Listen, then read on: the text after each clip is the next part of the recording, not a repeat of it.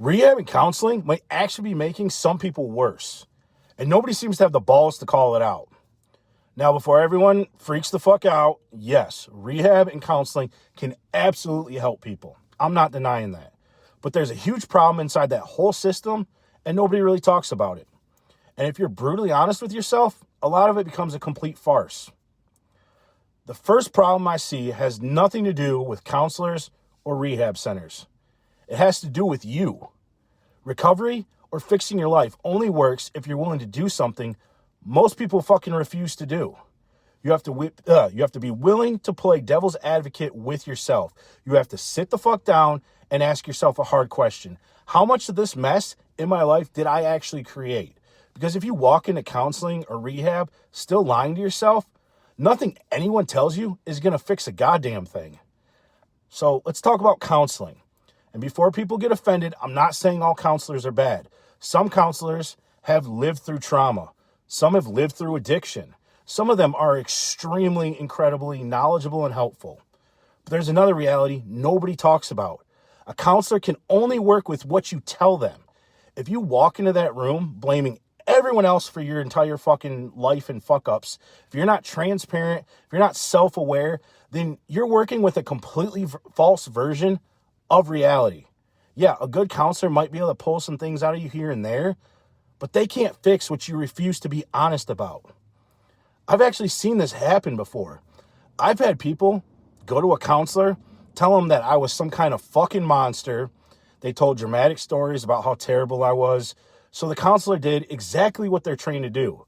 They started giving advice on how to deal with me, how to set boundaries, how to protect themselves. But eventually that counselor actually sat down and spoke with me. And suddenly the story changed.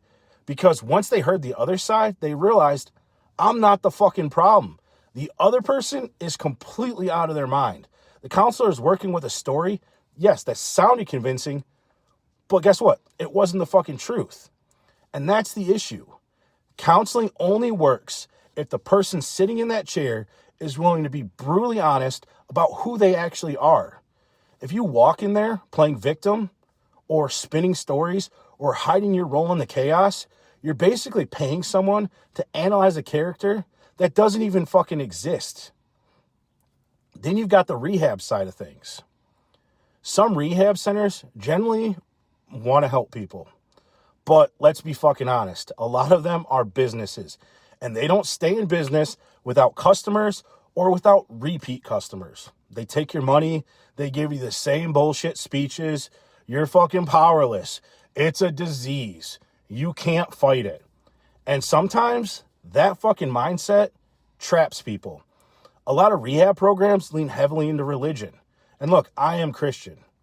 I absolutely believe God can do miracles, but I also believe something else. God gave us a fucking brain. He gave us free will. And he's not stepping in to stop every terrible decision we decide to make. Let's say I walk into a casino and throw $5,000 on a hand of blackjack. God isn't grabbing my arm. Hey, maybe you shouldn't fucking do that, buddy. The knowledge is already there, implanted in me. I know the risk. I know I could lose. But here's the funny part about human nature. If I win, suddenly it's God has blessed me. But if I lose, now it becomes, why didn't God stop me? The only decisions we regret are the decisions that don't work out in our favor. One of the biggest ideas in rehab culture is you're powerless. And I understand why they say that. Temptation can feel overwhelming. But telling someone they have no power at all can be really fucking dangerous. Because if you believe you're powerless, why would you ever believe you can beat it? They say addiction is disease. And I do understand that argument, but when I hear the word disease, I think about a 3-year-old with brain cancer, a kid who will never see their 5th birthday. That's a fucking disease. A lot of addiction started with shitty choices, bad ones, repeated ones. And if choices got you there, guess what? Choices can actually get you the fuck out of there. Look at how determined addicts can be when they want their next fix. They'll drive across state. They'll manipulate people. They'll survive in ways most of us never could imagine. That level of determination is insane. But that same determination can be rewired in the opposite direction. There was an experiment with rats when researchers placed them in containers of water with no way to escape. At first, the rats would swim for a short time, and then they'd eventually give up. But in later trials, the researchers did something different. Right before the rats gave up, they pulled them out of the water, they dried them off, and then they put them back in. And something interesting happened. The rats that experienced being rescued once swam much longer the second time. Researchers believe it was because the rats now had an expectation that rescue was possible. That one experience changed what their brain believed their limits were.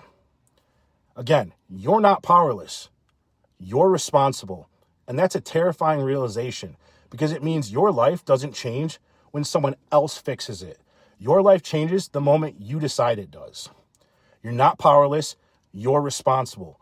But what I'm curious about is, do you think rehab actually helps people recover, or does it teach people they're powerless? As always, I take the hits in public so you don't have to. Avoid my mistakes, steal my successes, subscribe, and come almost make it with me.